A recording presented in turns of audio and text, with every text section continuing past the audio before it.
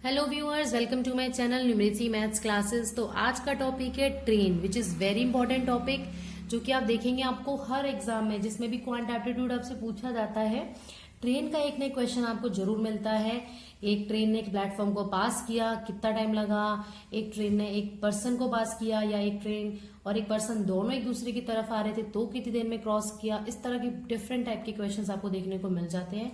तो आज की वीडियो में हम केवल डिस्कस करेंगे एक ट्रेन से रिलेटेड क्वेश्चन, मतलब एक ट्रेन एक प्लेटफॉर्म को, एक पर्सन को, या पर्सन चल के आ रहा था, इन सबको टाइम मतलब क्रॉस करने में कितना टाइम लगा। टू ट्रेन वाले क्वेश्चन हम डिस्कस करेंगे अपनी नेक्स्ट वीडियो में।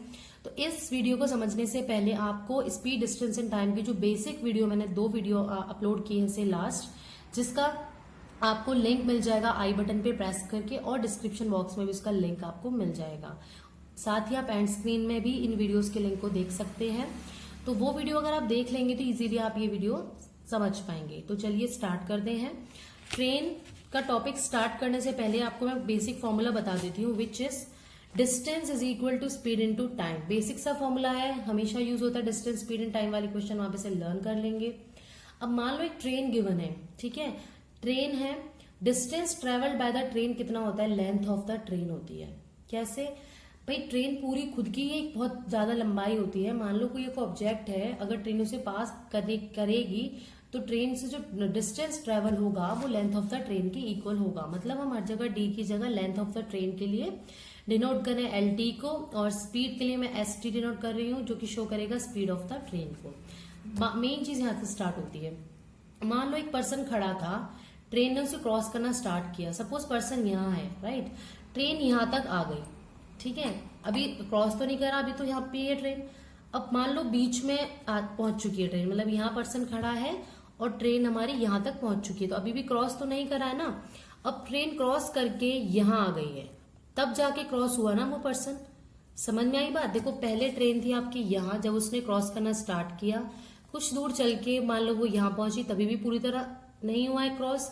इस पॉइंट पे जाके हम कहते हैं कि हाँ, पूरा उस बंदी को क्रॉस कर लिया। तो आप देखेंगे ऐसे चलना स्टार्ट किया ना इस पॉइंट से, इंजन से, और यहां तक आने में पूरा जो लेंथ थी ट्रेन की, उतना डिस्टेंस इसको ट्रेवल करना पड़ गया इस आदमी को पूरी तरह क्रॉस करने के लिए। यही मैंने इस डायग्राम से शो करने की कोशिश की है कि यहां से चलना स्टार्ट करती है इंजन जहां है, जब वो पूरी लेंथ अपनी निकल जाती है, मतलब यहां पहुंच जाती है लास्ट वाले पार्ट पे, तब जाके वो आदमी पूरी तरह क्रॉस होता है।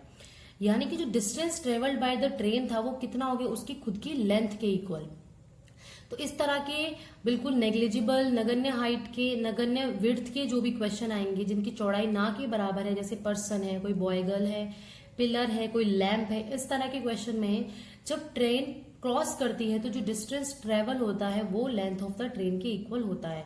तो इनमें कुछ ज्यादा टफ नहीं है, सिंपल सा फॉर्मूला वही लगेगा, distance travelled by the train is equal to length which is equal to speed into time.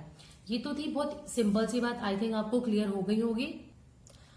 अभी तो पर्सन खड़ा था, अब मान लो वो पर्सन भी वॉक कर रहा है, तो ट्रेन को क्रॉस करने में कितना टाइम लगा। इसके लिए आप क्या करेंगे, मान लो ये distance travel by the train, मतलब ये लेंथ ऑफ द ट्रेन कुछ गिवन है आपको। ट्रेन ट्रेवल करिए एस टी स्पीड से, और जो पर्सन है वो एस पी स्पीड से ट्रेवल कर रहा है, ठीक है। ये इस डायरेक्शन में जा रही है, पर्सन भी इसी डायरेक्शन में जा रहा है, मतलब दोनों की डायरेक्शन है सेम। मैंने आपको रिलेटिव स्पीड का कॉन्सेप्ट बताया था इससे जस्ट पहले वाले वीडियो में, पार्ट 2 में। क्या था कि जब दोनों ही मूव कर रहे होते हैं, दो ऑब्जेक्ट मूव कर रहे होते हैं, दोनों कहीं से चले हैं, हम जब दो पर्सन मूविंग की बात करते हैं तो रिलेटिव स्पीड का कॉन्सेप्ट आता है। अब रिलेटिव स्पीड में ये था कि अगर दोनों चीज सेम डायरेक्शन में मूव करती हैं, सेम, तो हम स्पीड को माइनस कर देते हैं। अगर दोनों ऑपोजिट डायरेक्शन में मूव करती हैं तो हम स्पीड को ऐड कर देते हैं। और याद करने का तरीका बताया था, सेम स्पेलिंग छोटी है तो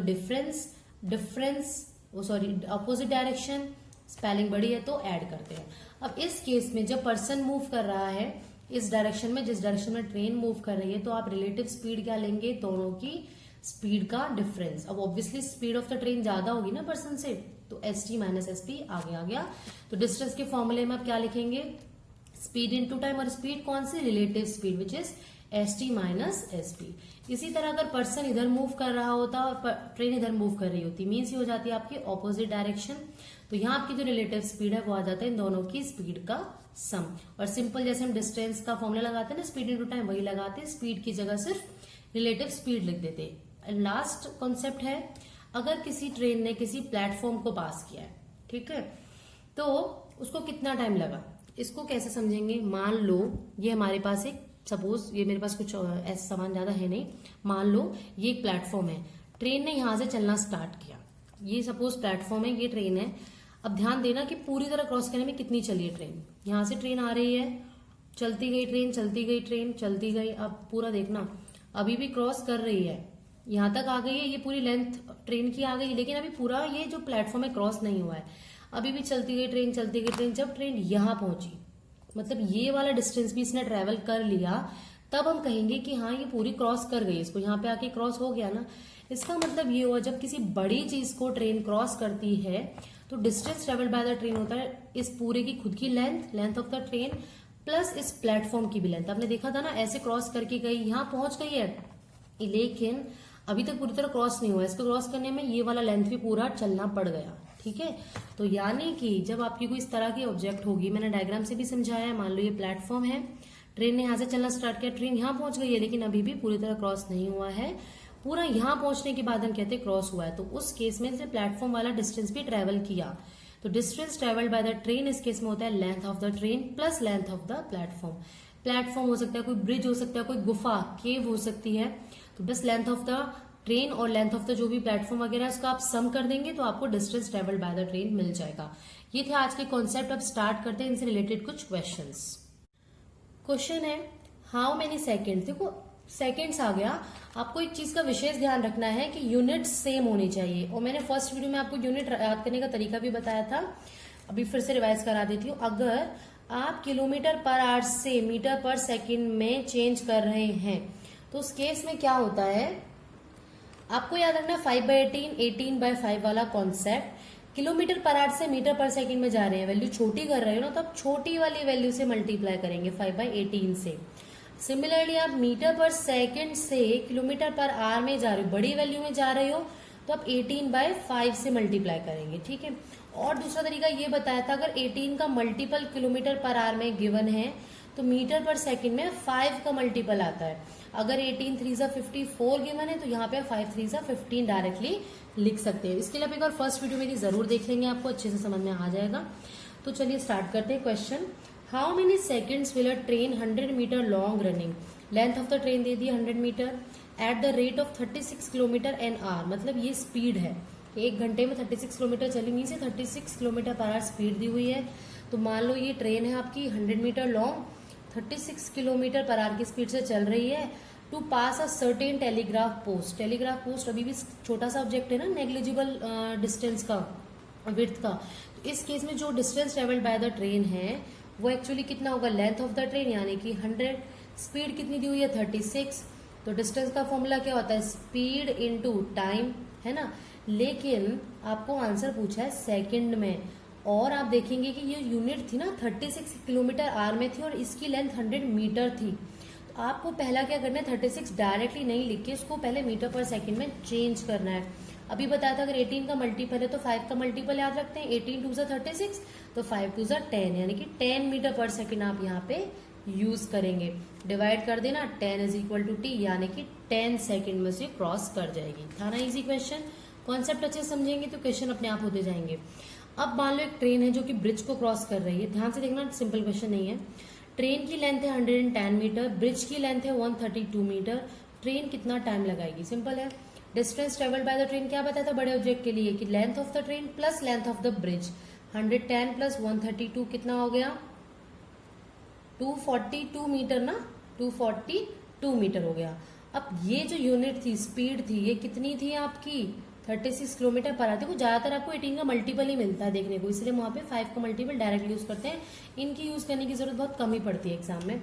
अगेन 2 से करेंगे तो 5 2 सा 10, 10 मीटर पर सेकेंड। डिस्टेंस मिल गया, स्पीड मिल गई, टाइम ही तो निकालना है, कितनी बड़ी बात है, स्पीड इंटू टाइम। 10 को नीचे ले आओ तो 24.2, यानी कि 24.2 सेकेंड टाइम लगा सिर्फ क्रॉस करने में। हो गया क्वेश्चन, ये भी खत्म। अब अगला क्वेश्चन है, 110 मीटर लेंथ है ट्रेन की, 36 किलोमीटर पर आवर से चल रही है, एक पर्सन है 10 किलोमीटर पर आवर से उसकी तरफ मूव कर रहा है, यानी कि दोनों की ऑपोजिट डायरेक्शन, ये इधर जा रहा है, ये इधर आ रहा है, ऑपोजिट डायरेक्शन हो गई ना। तो ट्रेन कब क्रॉस करेगी बॉय को, यानी कि टाइम निकालना है। देखो डिस्टेंस क्या होगा, डिस्टेंस तो यही 110 रहेगा, क्योंकि पर्सन की खुद की कोई विड्थ नहीं होती है। स्पीड क्या आएगी, स्पीड क्या बताया था मैंने, जब ऑपोजिट डायरेक्शन में होते हैं तो दोनों की स्पीड को हम क्या कर देते हैं, ऐड, मीन्स 36 + 10 इंटू टाइम। मैं सॉल्व नहीं कर रही हूँ, आप डायरेक्टली लिख लेंगे इसे। 36 + 10 होता है 46, तो 110/46 आपका टाइम आ गया है। एग्जाम में क्या होता है, थोड़ा सिंपल कैलकुलेशन करने की वजह से आपको इजी देंगे, जिससे कि पूरा पूरा कैंसिल हो जाए। मतलब 40 और 10 दे देंगे जिससे 50 ऐड हो जाए, या 55 के लिए दे देंगे 45 और 10, तो 55 का सम होता है 110 मल्टीपल, तो उससे आप टाइम निकाल सकते हैं 2 सेकेंड्स इजीली, इस तरह से आएगा। अगर सेम डायरेक्शन में होता तब क्या करते, तब 36 - 10 यानी कि 26 इसकी स्पीड आ जाती है, रिलेटिव स्पीड। एक लास्ट क्वेश्चन, तो चलिए स्टार्ट करते हैं लास्ट क्वेश्चन, जो कि बहुत ही इंपॉर्टेंट और एक अच्छा क्वेश्चन है, ध्यान से पढ़ेंगे। एक ट्रेन है रनिंग एट 25 km/h। ट्रेन की स्पीड तो आपको दे दी है कि 25 km/h की स्पीड से चल रही है, और 18 सेकेंड लगाती है एक प्लेटफॉर्म को पास करने में। ये एक प्लेटफॉर्म है जिसे पास करने में टाइम ले रही है वो 18 सेकेंड का। अब आप ध्यान देना, जो distance travelled by the train मैंने बताया था इस केस में, वो क्या बताया था कि length of the train plus length of the platform, यानी कि जो distance travelled by the train मिलेगा टू क्रॉस द प्लेटफॉर्म, वो कितना आएगा, स्पीड इनटू टाइम। अब स्पीड जो है आपकी वो km/h में है, उसे आप किस में चेंज करेंगे, पहले मीटर/सेकंड में, तो किससे मल्टीप्लाई करेंगे, 5/18 से। ये हो गई आपकी speed into time, time 18 second, 18 से 18 कैंसिल, तो आपका आ गया 125 मीटर। और ये ध्यान देंगे तो ये क्या है, length of the train plus length of the platform, क्योंकि जो मैंने बताया था आपको प्लेटफॉर्म वगैरह, ब्रिज वगैरह, इनको पास करने में, क्रॉस करने में जो डिस्टेंस ट्रेवल्ड होता है वो दोनों के सम के इक्वल होता है। आगे क्या गिवन है, next it takes 12 second to pass a man walking at 5 km/h। Next case में आपका पर्सन भी मूव कर रहा है, तो ये कौन सा केस हो गया आपका, कि ट्रेन ये है इधर आ रही है, और जो आपका पर्सन है वो ऑपोजिट डायरेक्शन, मतलब इधर की साइड मूव कर रहा है, यानी कि रिलेटिव स्पीड का कॉन्सेप्ट आएगा। तो जो रिलेटिव स्पीड है, जिसे मैं डिनोट करती हूँ हमेशा SR से, ऑपोजिट डायरेक्शन है, यानी कि दोनों की स्पीड ऐड होगी, तो 25 + 5 यानी कि 30 km/h है, जिसे मीटर/सेकंड में कन्वर्ट करेंगे तो 5/18 से आप मल्टीप्लाई कर देंगे।